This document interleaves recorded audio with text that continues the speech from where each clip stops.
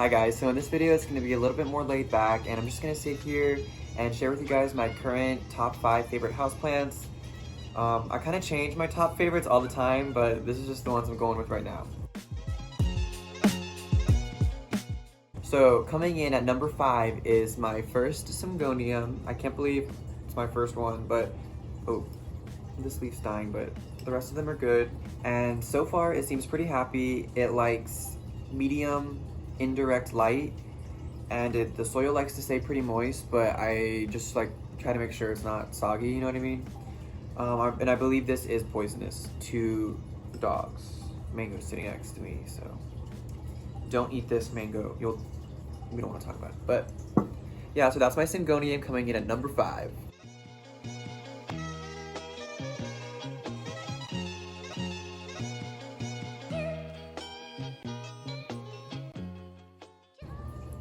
And then ranking at number 4 is my variegated rubber tree, also known as a Ficus elastica.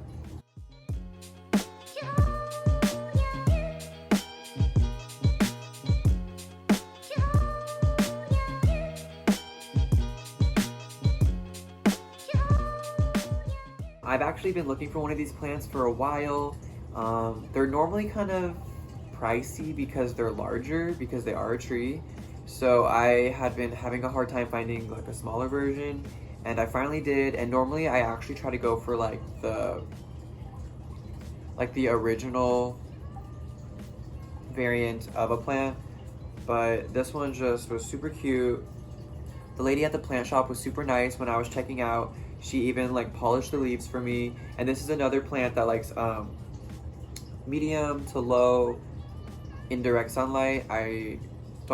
All plants can, tolerate different levels of sunlight, but that doesn't mean they like to, you know what I mean? So try to keep this more like medium, maybe even high indirect light, as long as it's like keep emphasis on indirect, right? So it's doing good.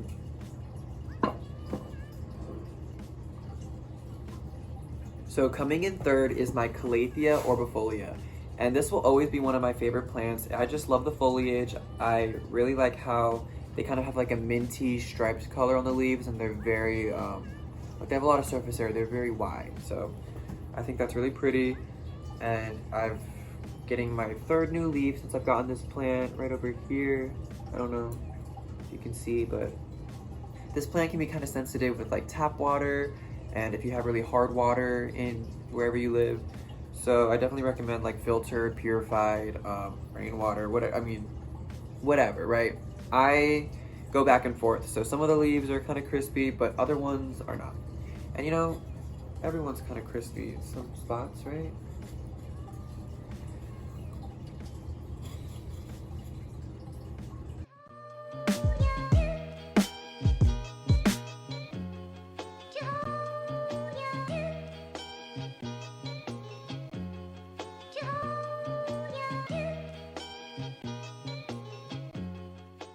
So for the second place spot, I just decided to kind of group in like a plant group, and that plant group is my Hoyas. I think Hoyas are just super cool. They're like a succulent vine type, like a semi-succulent, I don't know. The leaves are like really, I don't know, they just have like a nice feel to them. And I think they're really cool the way they kind of stem out and then they produce their leaves, so don't cut those off. They don't like to be messed with too much, so like repotting and everything can be kind of stressful for a Hoya. So this one is the Hoya carnosa, the OG, which honestly is my favorite, even though it's just my smallest Hoya and like my most basic. And this one is the tricolor Hoya carnosa variegata, and this one's in a really pretty pot that my friend got me. Super cool plant. I have a Crimson Queen Hoya that is hanging up in a hanging pot. I'll just bring you guys along. So pretty much all Hoyas like bright indirect light. They like their soil to dry out first. And by the way, for all of my soil, I kind of just use a combination of all-purpose soil with some worm castings, sprinkled in a few of them, and then maybe I'll put like some coffee grounds on some plants that like to have like a more acidic soil. So just it really depends, and I'm not really like crazy with the soil. I reuse my soil a lot, so yeah. So that's second place.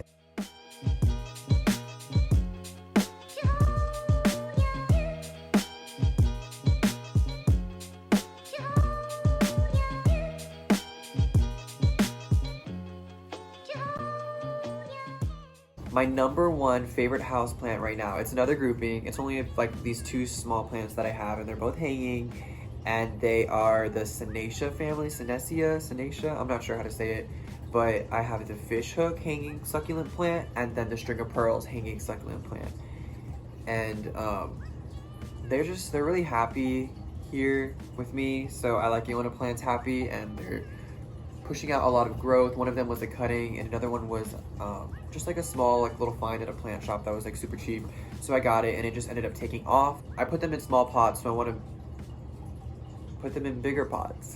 repot, but like they're cuttings, they're babies, and try to like make a bigger child, you know? When I first got the cuttings and then also the string pearls, they were very small, and I would just assume they didn't have a very developed root system, and they weren't in a lot of soil, so I just kind of like misted them, because I knew that like the soil, the substrate was going to dry out a lot more because of this, because of it was such a small volume.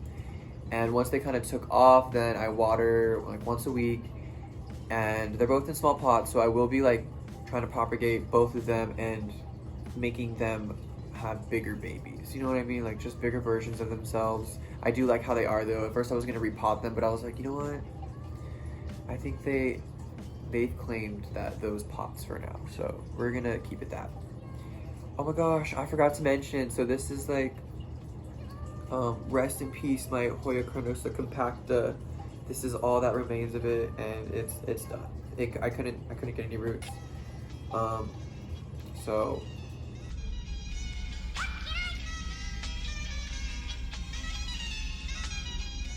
another honorable mention is my Monstera deliciosa. I have a couple of these plants, and they're all starting to do better. The one over there has a new leaf coming in. I'm super excited. Mango, stop. He's like licking like the pot. But I have another one over there that also has a new leaf, and I have another one in my room that's also growing a new leaf.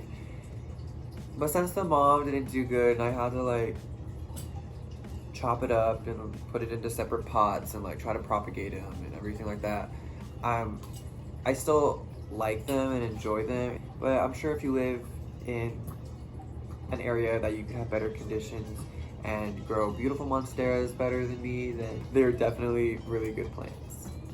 Love monsteras.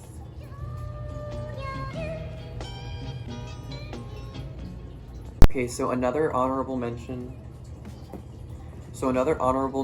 is my desert rose. I wouldn't really call it a house plant because I don't think, do people keep them in their house? I don't know, I do, and it's doing really good. So this is actually one of my first plants I've gotten. It's like a couple years old now. But yeah, I'm waiting for some flowers. Mango. Yeah, so that's why I didn't want to put it in like the actual like house plants thing, because this is one of my favorite plants.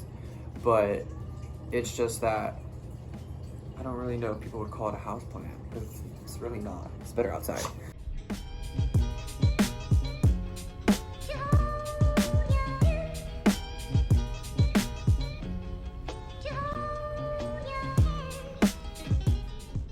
So I know a lot of these plants I didn't even show in my original video of like my plant tour.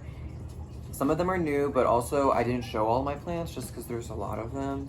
And I do have other tours coming out, like little, I guess, different parts of my apartment where I keep plants. I like to group my plants because I feel like the plants enjoy being with each other. They grow together, right? I feel like they encourage each other to grow and stuff, so I like to keep my plants together, keep themselves, have company. And I don't know if that like helps with humidity or not, I don't know. I really enjoy cacti and succulents also, and I have a pretty good collection of those. So I'll probably be doing like a separate video of like my top 5 favorite cacti and succulents. So stay tuned for that. And if you stay till the end of this video, again, thank you so much for watching, and I'll see you guys next time. I hope you guys like this more chilled, relaxed style of video. So, all right, Mango's being very needy right now, so I'm gonna go ahead and go. but this is good. This is fun.